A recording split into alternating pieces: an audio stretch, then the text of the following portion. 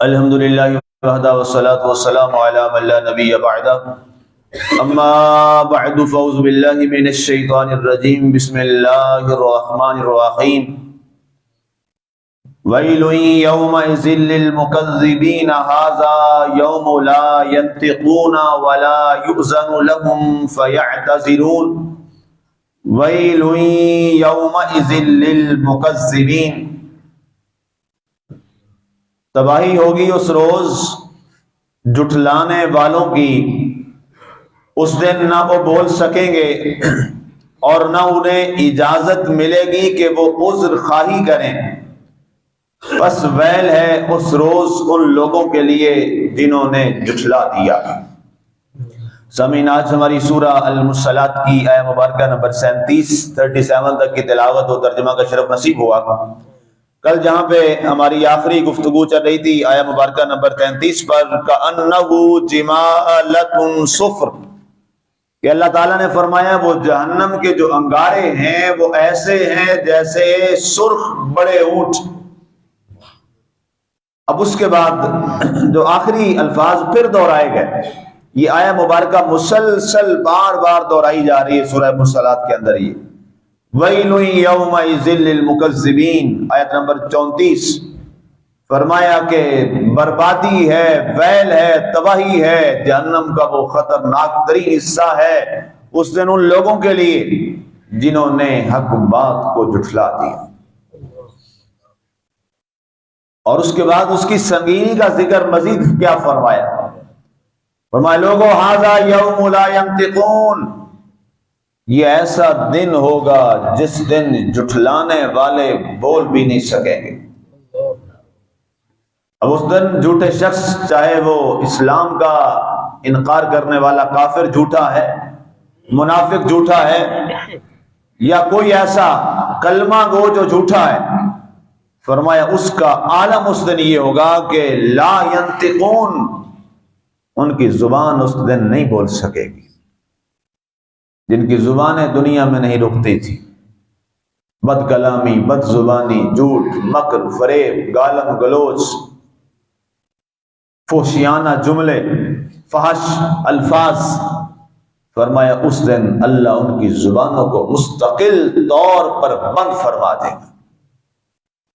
قرآن نے ایک اور جگہ بھی فرمایا اليوم نختم على افواہہم وتکلمنا ایدیہم وتشہد ارجلہم، فرمایا وہ دن ایسا ہوگا جس دن کیا ہوگا، ہم ان کی زبانوں پر مہریں لگا دیں گے، مطلب ایسے بند، سیل۔ الیوم، آج وہ دن ہے، نختم علی افواہہم، ان کے منہوں پر، ان کے ہونٹوں پر، لبوں پر ہم مہر لگا دیں گے۔ مہر کب لگائی جاتی ہے؟ جب کسی چیز کو سیل کیا جاتا ہے تو جہاں سیل کمپلیٹ ہوتی ہے اس جگہ مہر لگائی جاتی ہے، جہاں پہ وہ کنیکٹ ہوتا ہے، تاکہ کوئی اس کو کھولے تو پتہ چل جائے آدھا مہر کا حصہ ادھر چلا گیا، آدھا ادھر، کہ کسی نے سیل کو اس بند کرنے کے بعد کھولا ہے۔ اس لیے مہر جو ہے اس جگہ پر کاغذ پہ لگائی جاتی ہے یا کپڑے پر جہاں دو کنیکٹ ہو رہے ہوتے ہیں، اس کی لاجک یہ ہوتی ہے۔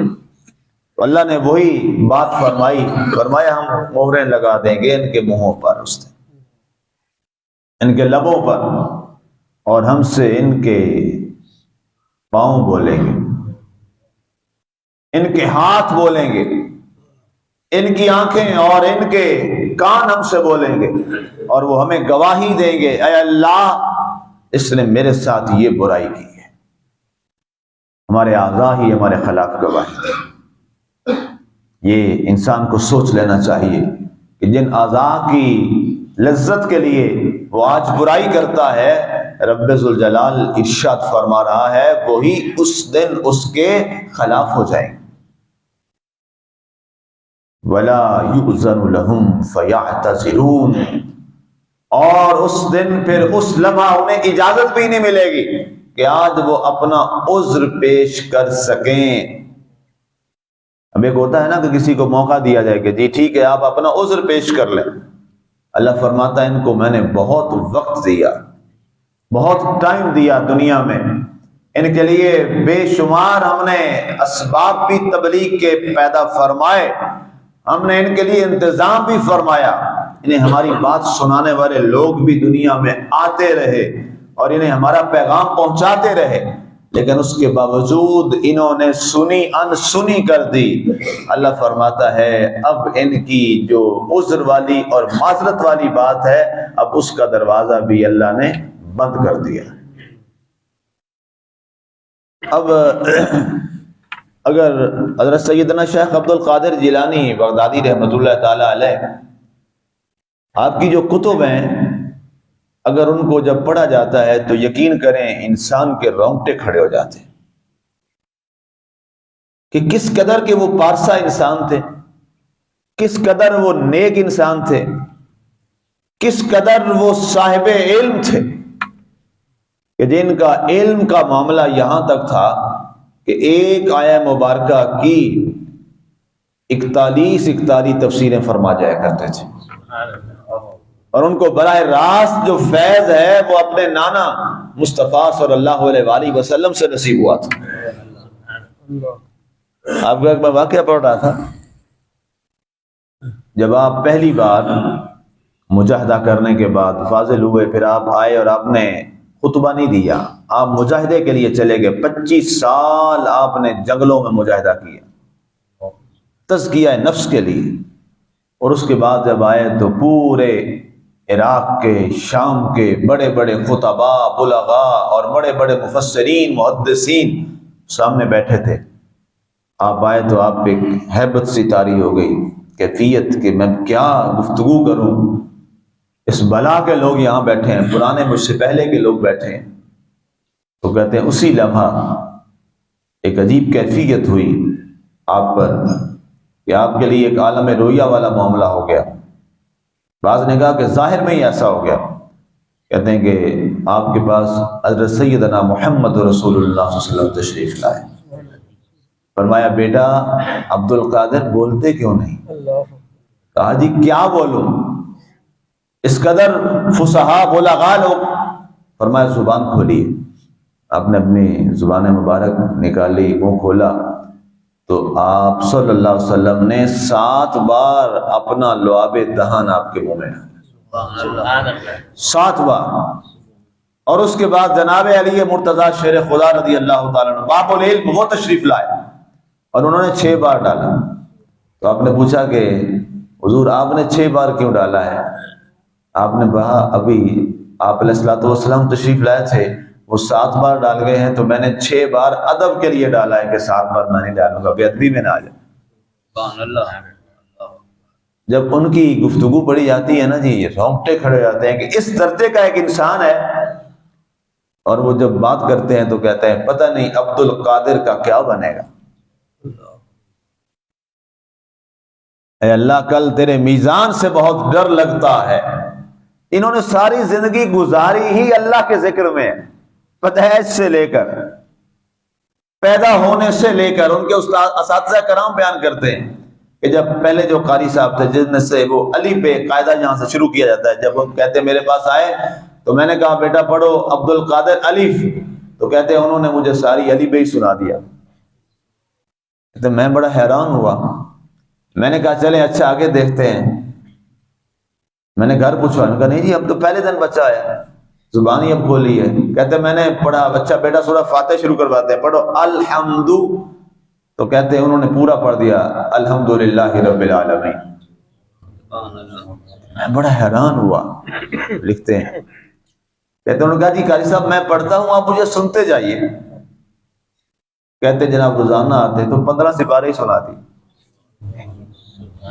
جس بچے کے بچپن کا یہ عالم ہے،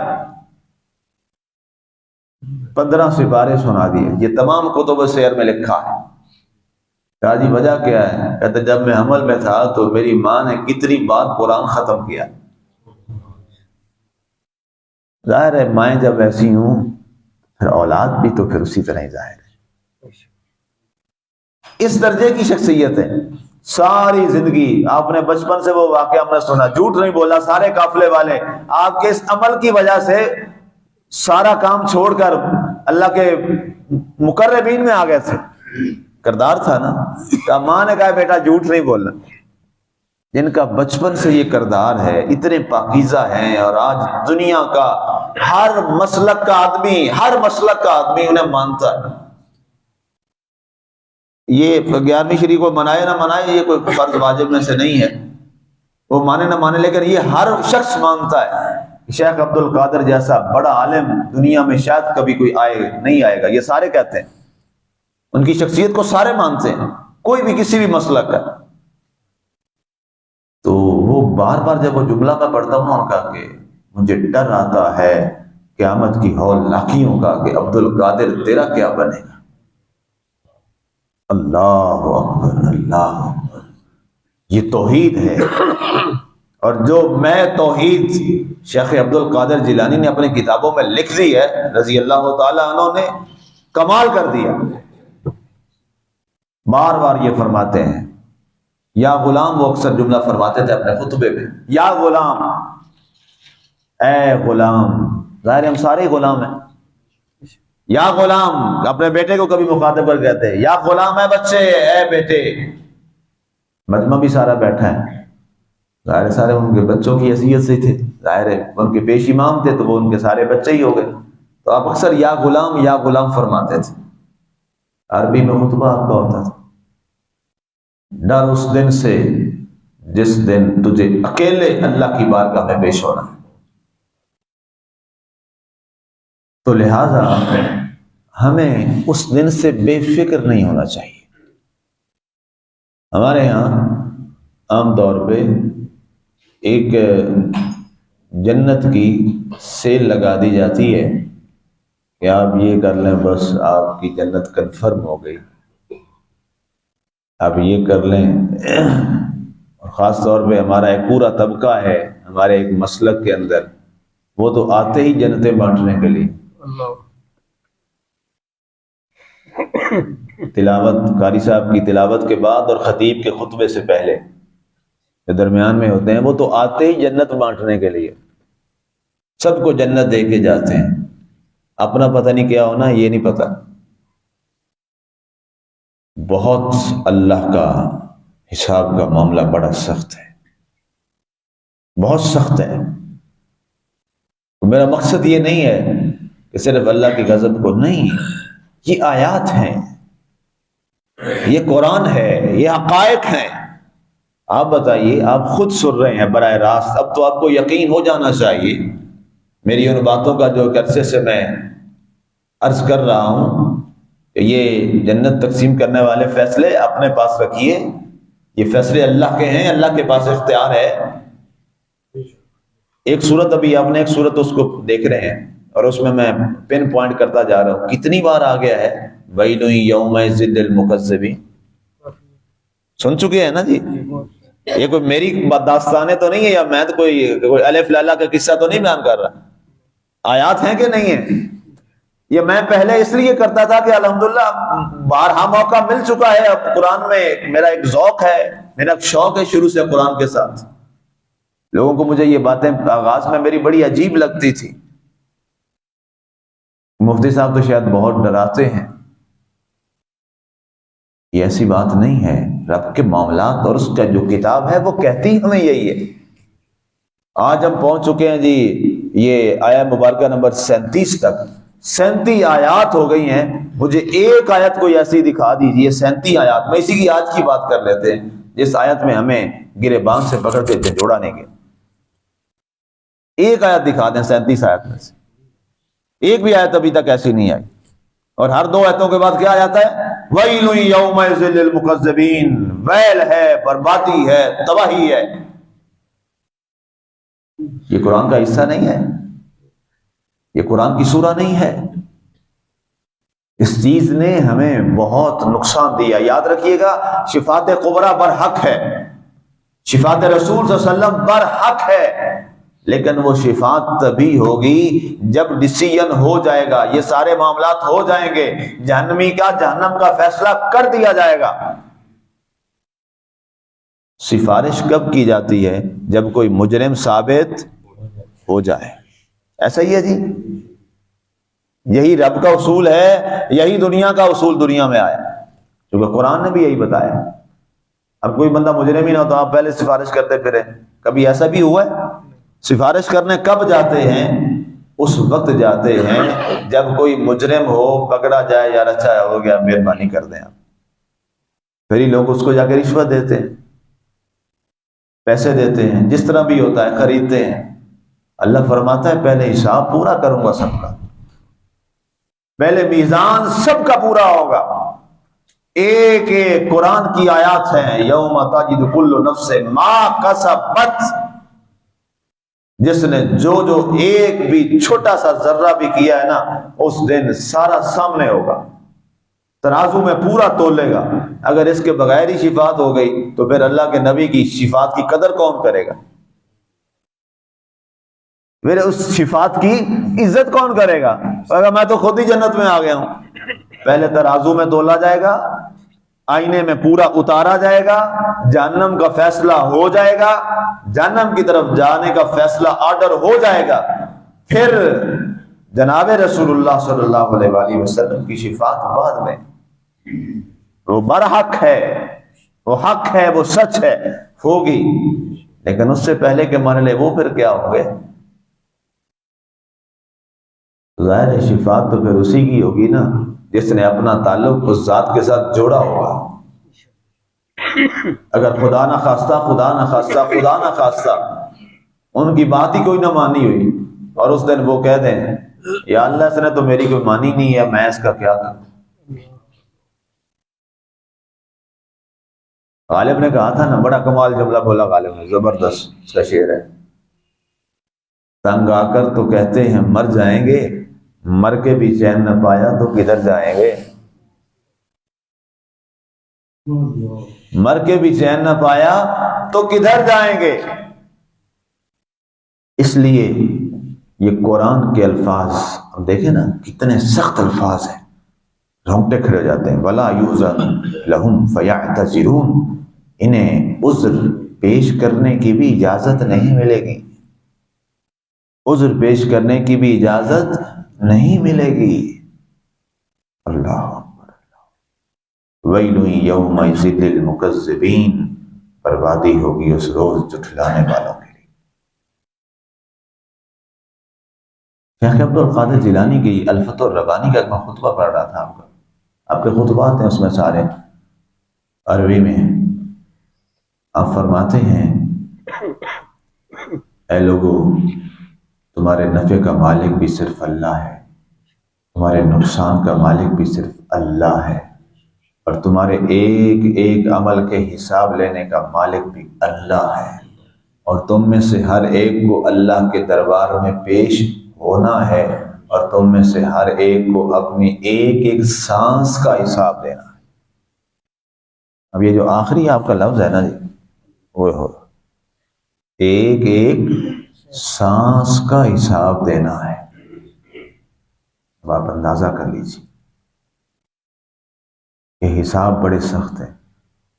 اتنا سخت معاملہ ہے کہ کافر جو ہے نا وہ بھی اس دن بول اٹھے گا. قرآن میں آگے اس پہ ہم بات کریں گے، یہ 30ویں پارے میں آگے یہ صورت آ رہی ہے، وہاں پہ یقول الکافر یا لیتنی کنت ترابا، کافر کہے گا ہائے اس حساب سے پہلے تو میں مٹی ہو گیا ہوتا. سیدنا صدیق اکبر رضی اللہ تعالیٰ عنہ کا کل خطبہ تھا جمعے میں، اس حوالے سے میں مطالعہ کر رہا تھا تو آپ کی روایت پڑھی. ایک دن آپ گئے ایک باغ میں، آپ نے دیکھا ایک پرندہ ہے وہ اڑ رہا ہے، ادھر سے اڑتا ادھر چلا جاتا، ادھر سے اڑتا ادھر چلا جاتا. سیدنا صدیق اکبر اس پرندے کو دیکھ رہے ہیں. یہ اللہ والے کیا، یہ اللہ کے جو مقربین ہیں ان کی زندگی کے کیا جملے ہلا کے رکھ دینے والے ہیں. اب ابو بکر صدیق رضی اللہ تعالیٰ عنہ وہ شخص ہیں جنہیں اللہ کے رسول صلی اللہ علیہ وسلم دنیا میں فرما چکے ہیں ابو بکر تو جنتی ہے نا جی. اشرف مبشرہ میں پہلا نام ہے، ایسا ہی ہے نا جی. اور پھر اگلی بات، حضور صلی اللہ علیہ وسلم کے پہلو میں سوئے ہوئے ہیں، اس سے باہر دیوار ہے نا جی، روضہ انور کی جالیاں اس سے بہت باہر ہے نا جی. جس کی جالیوں کو ہاتھ لگنے کو لوگ ترس جائیں، ابو بکر اس سے اندر سویا ہوا ہو۔ کتنا بڑا مقام ہے، درجہ ہے۔ اب اس سیدنا ابو بکر صدیق رضی اللہ تعالیٰ عنہ کی بات میں عرض کرنے لگا۔ دیکھ رہے ہیں اس پرندے کو؟ لوگوں نے کہا جی حضرت کیا دیکھ رہے ہیں؟ آنکھوں سے اتھرو آ گئے۔ کہا ابو بکر دیکھ، اس کو دیکھ رہے، سوچ رہا ہے اور دعا کر رہا ہے مالک سے، اے اللہ کاش تو نے مجھے پرندہ بنایا ہوتا اور یہ مر جاتا اور اس کے بعد اس کا وجود ختم ہو جاتا اور کوئی حساب و کتاب نہ لیا جاتا۔ ظاہر جانوروں سے تو حساب نہیں ہونا، جانداروں سے، جانوروں سے، پرندوں سے، ظاہر مر جائیں گے، ختم ہو گئے۔ کہتے جی میں نے سنا ہے کہ یہ مریں گے تو ان کا وجود ختم ہو جائے گا، کاش ابو بکر کو اللہ نے پرندہ بنایا ہوتا کہ کم از کم مرنے کے بعد حساب تو نہ ہوتا۔ اب پتہ نہیں ابو بکر کے حساب کا معاملہ کیا ہوگا، اللہ کے دربار میں حساب نہیں۔ یہ کل ہی روایت میں پڑھ رہا تھا۔ اب ذرا دیکھ لیجئے کس لیول کے انسان ہیں، کس درجے کے انسان ہیں۔ صحابی رسول، خلیفۃ الرسول، اتنا درجہ اور مقام، لیکن کیا فرما رہے ہیں؟ اے اللہ تو نے مجھے یہ پرندہ بنایا ہوتا کہ مرنے کے بعد حساب تو نہ دینا پڑتا۔ اب مرنے کے بعد ابو بکر پتہ نہیں تیرا حساب کیسے دے گا۔ یہ ہے خوف الہی اور یہ ہے تقوی، جن کے ہر لمحہ اور ہر گھڑی بھی کہاں گزرتی تھی؟ بارگاہ رسالت باب صلی اللہ علیہ وآلہ وسلم میں، جن کی راتیں گزرتی تھی مصلی پر، اور سارا کچھ جو بھی تھا قربان کس کے قدموں میں کر دیا؟ بارگاہ رسالت باب صلی اللہ علیہ وآلہ وسلم۔ تو اب آپ دیکھیے میں اور آپ کس جگہ کھڑے ہیں ان کے مقابلے میں؟ ہم تو ان کے قدموں سے لگنے والی جو دھول ہے نا، کم از کم میں تو اس کے برابر نہیں ہوں۔ آپ میں سے جس کا تقوی ہے وہ الگ بات ہے، میں اپنی بات کر رہا ہوں، میں تو اس کی مٹی کے برابر بھی نہیں ہوں اس خاک پاک پہ جناب ابو بکر صدیق رضی اللہ تعالیٰ عنہ کے قدمین شریفیں لگے۔ اس لیے سامعین محترم،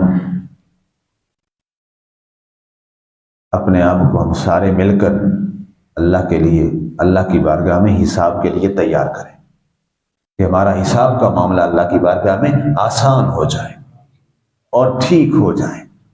اس کے لیے ہم سب نے مل کے کوشش کرنی ہے، ہم سب نے مل کے کوشش کرنی ہے۔ جہاں کمی کوتاہی انسان ہے، غلطیاں ہو جاتی ہیں، وہاں اصلاح کی کوشش کریں، وہاں اصلاح کی کوشش کریں، اور اصلاح کا جو انداز ہے وہ خوبصورت رکھے، وہی اصلاح کا انداز رکھے جو آپ کو میرے رسول نے اپنایا ہے صلی اللہ علیہ وسلم۔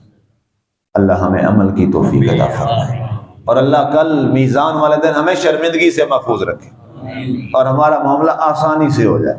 آمین۔ وما علینا الا البلاغ المبین۔